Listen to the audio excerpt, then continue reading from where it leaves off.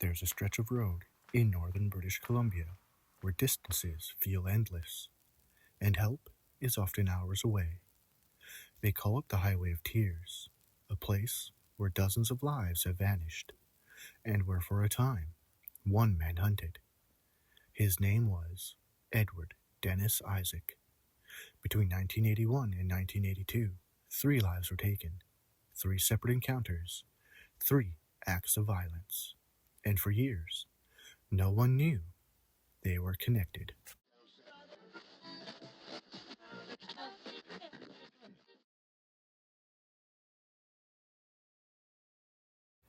It began on October 10th, 1981. A woman named Jean Mary Kovacs left a bar late at night. She had been drinking. She was alone, and like many in that region, she turned to hitchhiking. Hours later, she was dead. Her body was found the next day dumped near a logging road, shot multiple times, and mutilated. Police launched a massive investigation. Thousands were questioned, but nothing stuck. No suspect, no answers, just silence. A month later, November 1981, a 13-year-old girl, Roswitha Fuchsbeckler, left a house party. She was just trying to get home. She never made it. Somewhere along the road, she accepted a ride. The decision would cost her everything. Isaac picked her up. He strangled her, then stabbed her once in the heart. Later, he would say why he did it, to see what it felt like. Her body was found days later, discarded in the woods, stripped, mutilated. Investigators suspected a link to the first murder, but again, they had nothing to prove it. Nearly a year passed. Then, in August of 1982, a third victim, 15-year-old Nina Marie Joseph. This time, the violence escalated again. Isaac strangled her with a piece of her own clothing after she refused him. Then came the stabbing, the mutilation. But what makes this crime different is that he didn't act alone afterward. He forced his girlfriend to help dispose of the body. They moved her to a park, posed her, and left. And before letting her go, he made sure she understood. If she spoke, she'd be next.